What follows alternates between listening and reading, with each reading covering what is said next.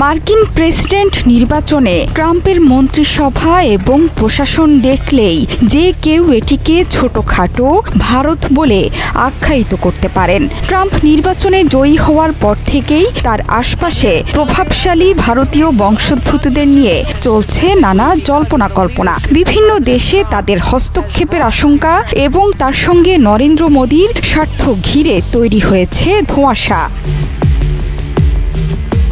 ভারত সরকারের প্রতিনিধি হয়ে ট্রাম্পের শপথে অংশ নিয়েছেন পররাষ্ট্রমন্ত্রী এস জয়শঙ্কর।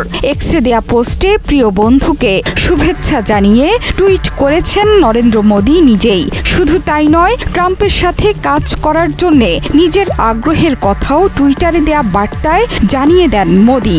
মোদীর টুইটেই বোঝা যাচ্ছে ট্রাম্পের সাথে কাজ করতে কতটা আগ্রহী ভারতের সরকার। অন্যদিকে ট্রাম্পও তার মন্ত্রিসভা ঢেলে সাজিয়েছেন ভারত সংশ্লিষ্ট এবং বংশোদ্ভূতদের জন্য। এবার দেখে নেওয়া যাক ট্রাম্পের মন্ত্রিসভায় ভারতীয় বংশোদ্ভূত কে কে আছেন। নবনির্বাচিত প্রেসিডেন্ট ডোনাল্ড ট্রাম্প হোয়াইট হাউসে বসার আগেই মন্ত্রিসভা ও প্রশাসন গুছিয়ে রেখেছিলেন যাতে দায়িত্ব নেওয়ার সাথে সাথেই কাজে নেমে পড়তে পারেন। ট্রাম্পের মন্ত্রিসভায় প্রথমেই আসে অভ্যন্তরীণ গোয়েন্দা বাহিনী federal bureau of investigation FBI এর প্রধান হিসেবে ক্যাশ প্যাটেলের নাম। 1980 সালে নিউ ইয়র্কের গার্ডেন সিটিতে জন্ম তার। আইন নিয়ে পড়াশোনার জন্য নিউ ইয়র্কে আসার আগে রিচমন্ড বিশ্ববিদ্যালয় থেকে স্নাতক পড়েন। ব্রিটেনের ইউনিভার্সিটি কলেজ লন্ডনের ফ্যাকাল্টি অব ল থেকে আন্তর্জাতিক আইনেও ডিগ্রি আছে তার। কর্মজীবন শুরু করেছিলেন আইনজীবী হিসেবে। ক্যাশ ট্রাম্প ঘনিষ্ঠ হিসেবে সুপরিচিত। ক্যাশ ছাড়াও আরও কয়েকজন আছেন যারা ভারত সংশ্লিষ্ট এবং ভারতীয় বংশোদ্ভূত। তাদের মধ্যে অন্যতম আমেরিকার সেকেন্ড লেডি উষা ভান্স। ট্রাম্পের ভাইস প্রেসিডেন্ট জেডি ভান্সের স্ত্রী উষা চিলুকুরি ভান্সের সঙ্গে আছে ভারতীয় যোগ। ভারতের অন্ধ্রপ্রদেশের ভাদলুর হল উষার আদি গ্রাম। ক্যালিফোর্নিয়ার সান দিয়েগোতে জন্ম।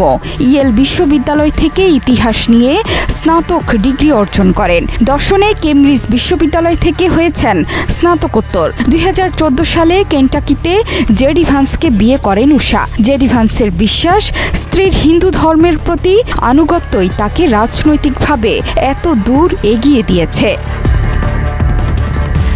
তুলসী গ্যাবার্ড। যুক্তরাষ্ট্রের নবনির্বাচিত president Donald Trump national security এজেন্সির নতুন ডিরেক্টর। তুলসী গ্যাবার্ডের পরিচয় নিয়ে মানুষের মধ্যে কৌতূহলের অন্ত নেই।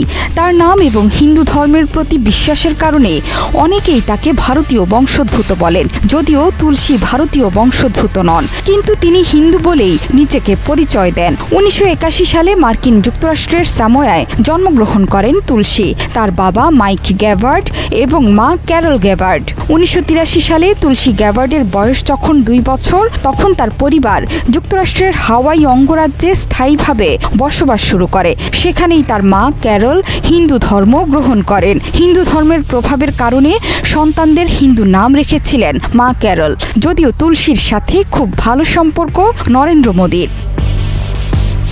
বিবেক রামাস্বামী। 2024 সালে আমেরিকার প্রেসিডেন্ট পদের প্রাথমিক নির্বাচনী লড়াইয়ে নেমে ডোনাল্ড ট্রাম্পকে টক্কর দিয়েছিলেন ভারতীয় বংশোদ্ভূত শিল্পপতি বিবেক রামাস্বামী। এক তামিল ব্রাহ্মণ পরিবারে জন্মগ্রহণ করা বিবেকের বাবা মা ভারতের কেরালা রাজ্য থেকে আসেন আমেরিকার সিনসিনাটিতে। ওহাইওতে 1985 সালে জন্মগ্রহণ করেন বিবেক। ডিপার্টমেন্ট অব গভর্নমেন্ট এফিসিয়েন্সি নামে নতুন মন্ত্রণালয়ের দায়িত্বে ইলনের পাশাপাশি থাকছেন এ ভারতীয় বংশোদ্ভূত বিবেক রামাস্বামী।